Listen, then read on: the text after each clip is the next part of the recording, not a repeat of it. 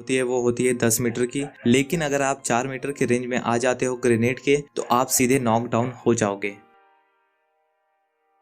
तो चलो गाइज हम लोग ये भी चेक कर लेते हैं कि 5 मीटर की दूरी पर और 10 मीटर की दूरी पर ग्रेनेड आपको कितना डैमेज देगा। तो जैसा कि आप सब देख सकते हो कि मेरा एक टीममेट 5 मीटर की दूरी पर और दूसरा टीममेट 10 मीटर की दूरी पर बैठा हुआ है। अब जब ग्रेनेड फूटेगा तो मेरे एक टीममेट को आधे से ज्यादा डैमेज हुआ, जो मेरे से 5 मीटर की दूरी पर था, और जो मेरे से 10 मीटर की दूरी पर था उसे बहुत ही कम डैमेज हुआ है।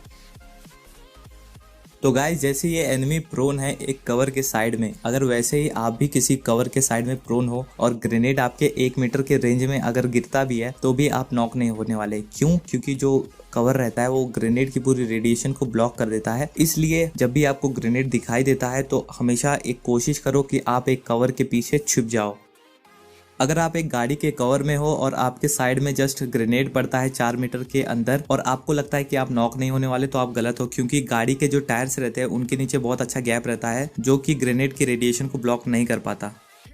अगर आप ऐसी गाड़ी के कवर में हो जिसके टायर पूरी तरह से ब्लास्ट हैं और आप सोचते हो कि आपको ग्रेनेड का डैमेज नहीं पड़ेगा, तो भी आप गलत हो, क्योंकि गाड़ी के टायर फोड़ने के बाद भी गाड़ी के नीचे एक गैप रहता है जो कि रेडिएशन को ब्लॉक नहीं कर पाता और आप नॉक हो जाते हो।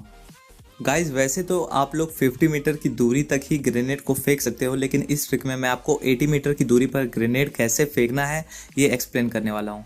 तो गाइज 50 मीटर की दूरी पर ग्रेनेड फेंकने के लिए आपको लेना होता है 45 डिग्री का एंगल, जिसके बाद आप लोग 50 मीटर की दूरी पर आसानी से ग्रेनेड को फेंक सकते हो।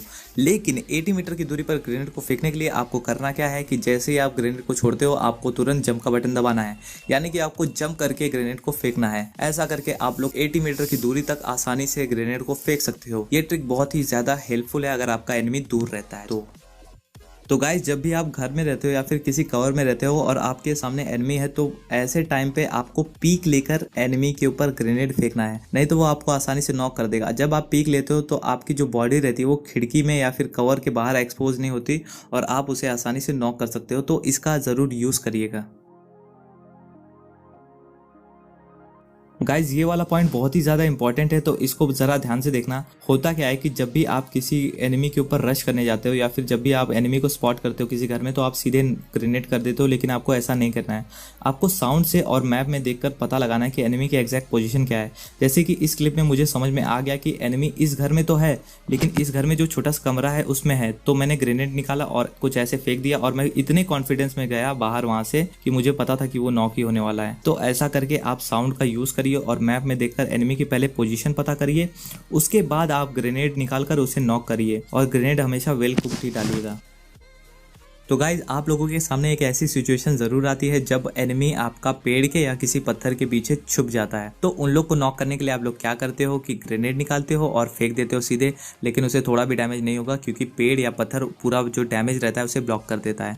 ऐसे सिचुएशन में आपको करना क्या है कि पेड़ के लेफ्ट या राइट में किसी एक साइड पे ग्रेनेड को फेंक दीजिए, एनिमी आसानी से नॉक डाउन हो जाएगा। क्यों? क्योंकि उसे पूरा डैमेज पड़ता है।